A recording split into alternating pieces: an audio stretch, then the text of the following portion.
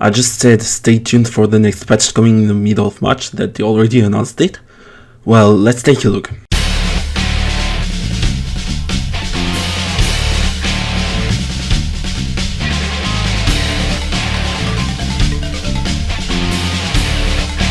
Hello and welcome to Splat Talk, the series where I let my man Smack talk about different topics related to Splatoon in general.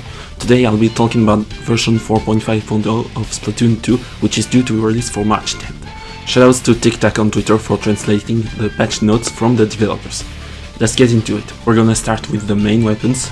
For the Splosh-o-matic, 1 tick frames after shooting are reduced by 5 frames. Now, I assume that the white ink is the white part of your ink reservoir that shows up after using your main or sub weapon and tells you how much ink you've consumed. So long as it's appearing, you won't be able to refill your ink, meaning that white ink frames reduced means less time waiting for you to restart recovering ink. Same goes for Splattershot Jr. and AR Spray, and shooting AR Spray is more likely to paint your face now. Gal 52's damage against Splatbrella increased by 21% and against Splash Walls increased by 10%. 96 Gal damage against Splatbrella increased by 57% and against walls by 10%. Luna Blaster damage against Splatbrella increased by 64%. For Rapid Blaster and Rapid Blaster Pro, main power-up now increases the blast radius in addition to previous effects, which in that case is less RNG while in midair, which means more stability to your shots, with 2.9 being maximum amount for effectiveness for these weapons.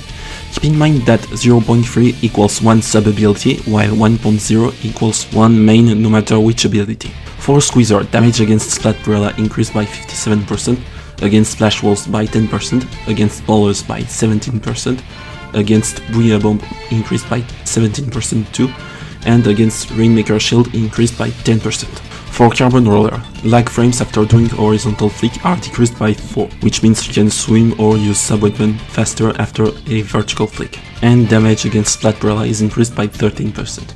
Splat Roller, damage against Brella also increased by 13%, same for Flinsa. That makes a lot of weapons deal more damage to the Splatbrella. For GooTuber, the animation from hopping out of charge keep is now instantly cancelable to swim. For Tri-Slosher, the middle projectile now paints further forward. Now I don't know if that means that they extended the range of the middle projectile or if it's only the painting of the middle projectile that is extended forward, but we'll see. According to TikTok, he intended to say that the Splatling changes only apply to mini Splatlings, which in that case is when fully charged you can jump higher than before, and run speed while charging is 3% faster, while run speed while shooting is 8% faster. For H3D, and I guess it's gonna be applicable to the OG H3 as well, main power-ups effect is nerfed. Now you need 4.2 of main power-up to get 49.9 of damage, which used to be 3.9. That means that you needed 3 mains and 3 subs to reach 49.9 of damage, and now you need 1 more sub to get there. This one is different for Bamboozler. Damage against Splatbarella is reduced by 20%, against walls reduced by 20% too, against wallers reduced by 38%, and against Booyah Bomb reduced by 31%. This one's gonna hurt for slashing machines, which now have their ink consumption increased by 20%, while their area of effect is reduced by 6%.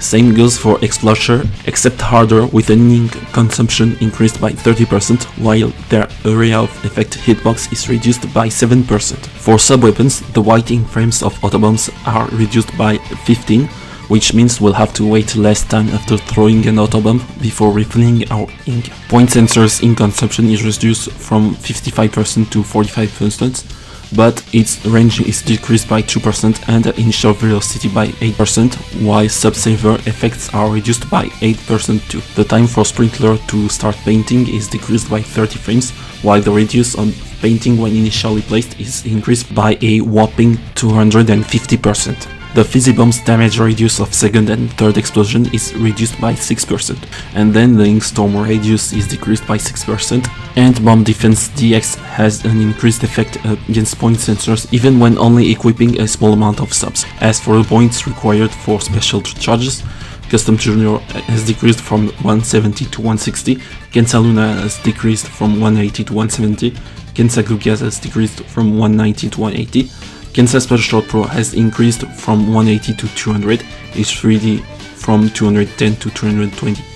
custom explosion from 200 to 210, and custom Hydra from 190 to 200. With all that said, many people are probably gonna rejoice for the long-awaited nerf of Kensa's Sloshing machine, as the main weapon was already nerfed, and so does the sub-weapon. And then there's the fact that Splatbrella will be more vulnerable against more weapons. I don't know if the same goes for Undercover Brella and Tent Brella, which is not to be underestimated too. Again, Splatbrella doesn't suffer from a nerf in itself, it's just more weapons dealing more damage to the Brella's canopy.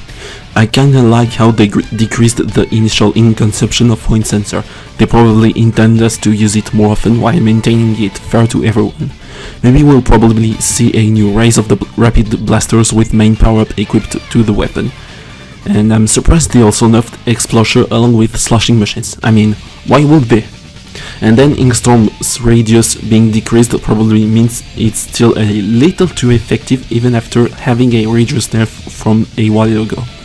But some weapons with Inkstorm compensate that by charging their special faster. I don't know what they've done with Sprinkler, but they probably thought it was so unbeloved it needed a big buff to be used again. Now wait, I didn't see that Vanilla Splatbrella has been affected all around too by the new patch, being more vulnerable to more weapons, while Sprinkler paints more so it can charge its special faster, which is why they nerfed the radius too. But we'll have to see that in the game. And that's it for patch version 4.5.0 of Splatoon 2. On parallel to that, they also announced a new Splatfest for next week, which pits Knights against Wizards.